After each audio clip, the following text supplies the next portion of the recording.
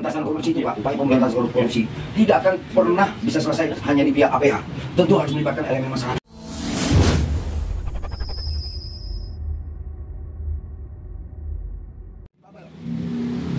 Dan selain ini pun saya berangkat ke Babel karena ada data baru lagi.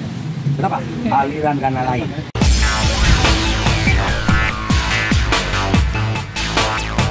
Apa saja tadi yang disampaikan di dalam dan diterima oleh siapa Pak?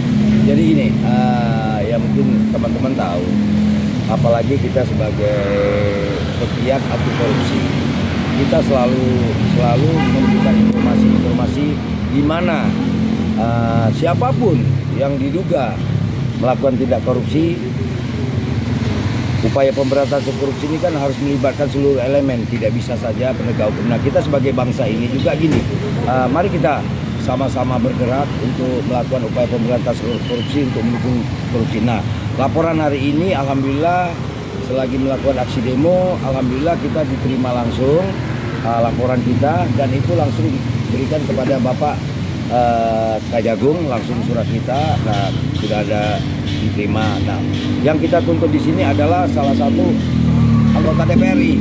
Saya nggak suka ngomong oknum. Anggota DPRI Komisi 1 dari fraksi PDI, dia dari mata pilih Babel.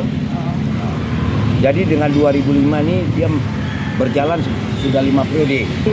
Anggota DPR Komisi 1 itu memiliki harta kekayaan itu 3 triliun.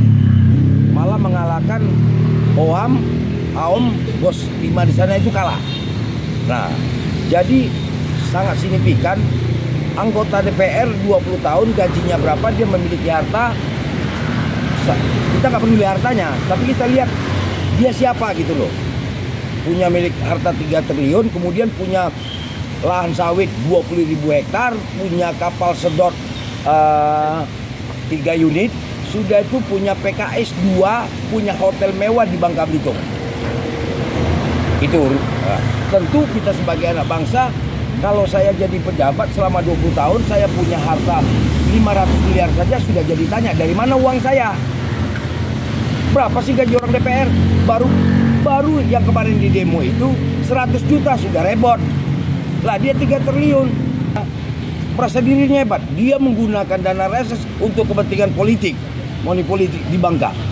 Kalau Anda jantan, jumpangi Bambang SS Ketua Umum. Jadi selama ini belum pernah konfirmasi dengan dia Pak atau bertemu? Ngapain saya konfirmasi sama penjahat? Begitu data ada sekarang ini, ada maling, Anda laporkan kemana?